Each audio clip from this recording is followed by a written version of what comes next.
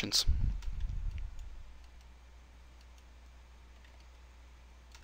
On the inside of the arm here, we really want quite a tight fold.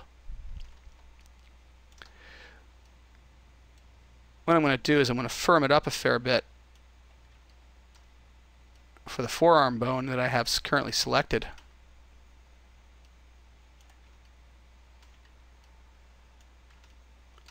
And then go back and test it with our piece of animation to see what I get.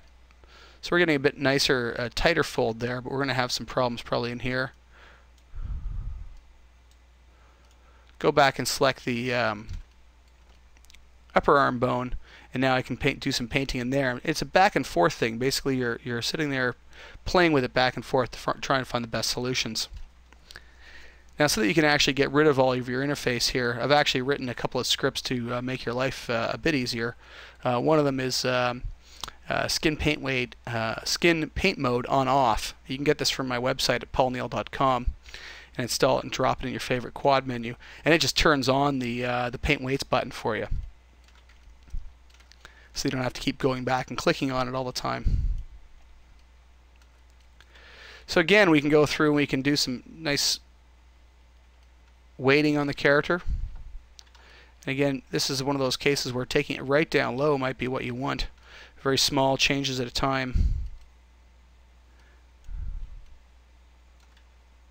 We want to try and get a nice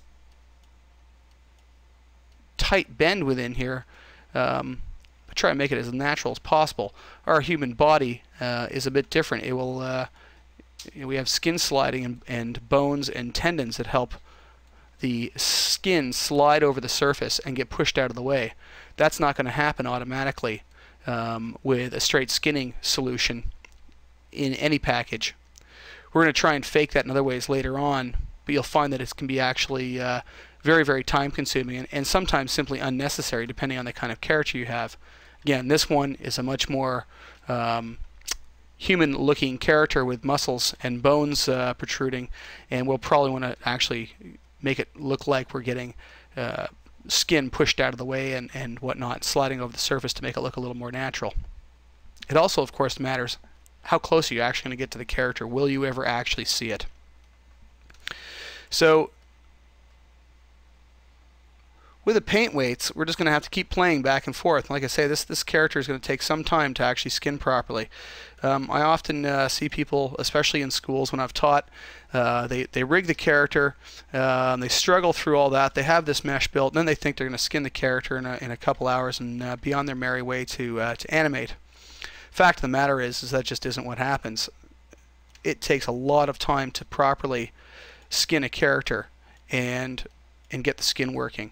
Now, again, if it's a simple tubular character, sort of cartoony character, it could take me an hour, half an hour sometimes to skin it. If it's a character like this, I could be working on the skin for a week, actually trying to get it to do everything I might want to do. You never know how long it's going to take. Just saying I'm going to skin the character. You actually have to know what you're skinning for and what the character is going to be like.